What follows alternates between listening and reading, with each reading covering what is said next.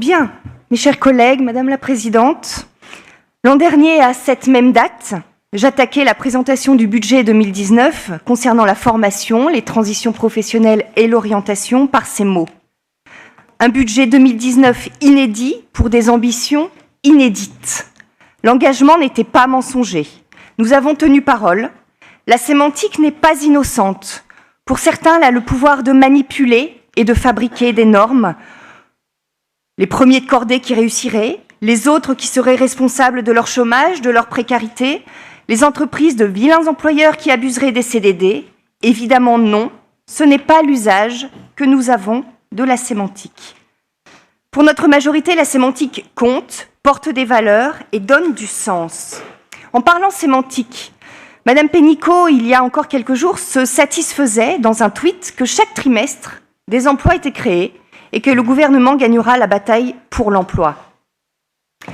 Comment peut-on gagner la bataille pour l'emploi quand un cri d'alarme vient d'être lancé par la Cour des comptes sur le chômage des jeunes? Ces 10 dernières années, plus de 178% des seniors au chômage de longue durée. Ces 10 dernières années, plus de 117% des demandeurs d'emploi ont plus de 12 mois de chômage. Ces 10 dernières années, plus de 200% des demandeurs d'emploi ont plus de 24 mois de chômage. Alors comment peut-on gagner la bataille pour l'emploi quand la réforme de l'assurance chômage va impacter plus d'1,5 million de personnes en France qui vont soit sortir de l'indemnisation Pôle emploi et basculer au RSA, soit voir leur allocation baisser drastiquement. Alors oui, pour gagner la bataille, non pas de l'emploi mais de la communication, on peut ignorer les femmes, les hommes, les familles qui galèrent jusqu'à les rendre invisibles, comme le ferait un pervers avec sa proie.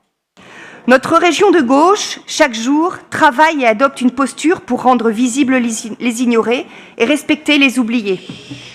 Parce qu'on ne gagnera rien, ni la communication, ni la bataille pour l'emploi, ni les prochaines élections sans garantir le contrat social. La tolérance, la fraternité, la liberté. La liberté des femmes, des hommes, des enfants ne sont pas négociables. Et en Bourgogne-Franche-Comté, ce contrat social n'est pas négociable. 138 millions d'euros en 2020, tel est notre budget, pour que, je cite, « chacun ait le droit de travailler et le droit d'obtenir un emploi tel qu'il est inscrit en préambule de la Constitution française ». 138 millions, dont 58 millions provenant du plan régional d'investissement dans les compétences. Le PRIC, c'est la cerise sur le gâteau. Le gâteau, c'est la politique régionale, formation, orientation, transition professionnelle. Ce gâteau représente 60% du budget et le PRIC représente 40% du budget. La cerise sublime le gâteau et renforce l'action régionale. Avec vous, mes chers collègues de la majorité, dans un contexte de crise sociale,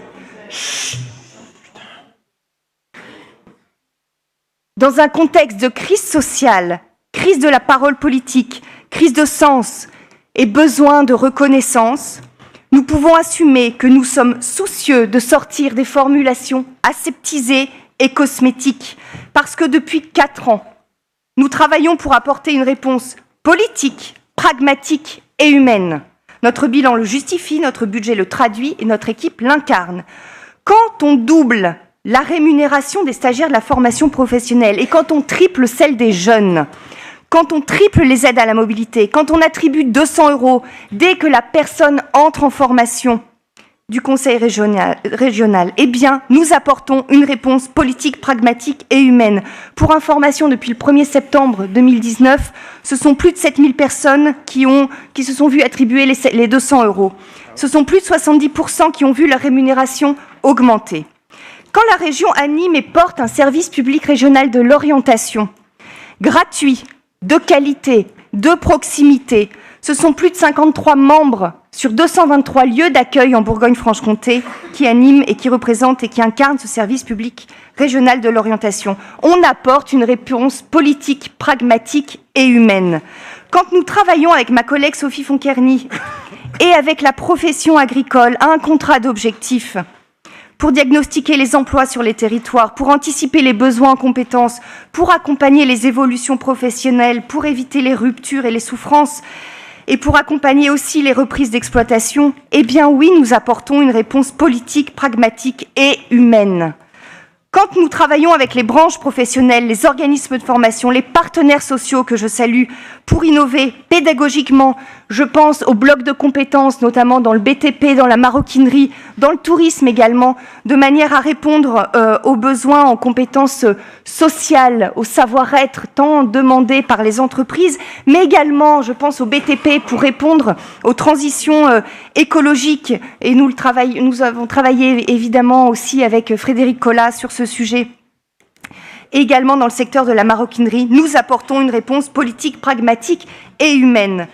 Quand nous lançons en septembre dernier la communauté des organismes de formation pour accompagner aussi celles et ceux qui accompagnent et forment au quotidien, nous créons un espace de professionnalisation aussi pour les formateurs, pour les organismes de formation, un espace, un sas de partage des pratiques, d'échange de pratiques, de mutualisation, d'innovation, parce qu'ils ont aussi besoin finalement de ce petit lieu sécurisant et de professionnalisation dans une période où la réforme les percute directement. Nous créons les conditions pour prendre aussi soin de celles et ceux qui prennent soin. On apporte une réponse politique, pragmatique et humaine. Quand nous signons avec les départements, avec chacun des départements, une convention pour simplifier, pour accélérer la formation des bénéficiaires du RSA, et nous irons plus loin en 2020 en travaillant avec les EPCI, les communes qui sont les premiers vers lesquels les citoyens se tournent dès lors qu'ils ont des problématiques en lien avec l'emploi, la formation. Nous apportons là aussi une réponse politique, pragmatique et humaine. Quand nous créons les conditions pour individualiser chaque parcours d'accès vers la qualification des femmes et des hommes, quand nous investissons dans les compétences des femmes et des hommes sous main de justice, et également pour la formation en français auprès des réfugiés, oui, nous assumons ce budget et cette action pour permettre et offrir la possibilité à tous de participer équitablement aux fruits du progrès tel qu'il est inscrit dans la Déclaration de Philadelphie de l'Organisation internationale du travail. Mes chers collègues, notre majorité, avec les services de la région, je voudrais souligner et prendre quelques instants pour les remercier et saluer la qualité de leur travail. Notre région est aux côtés des territoires pour développer des outils à la main des territoires.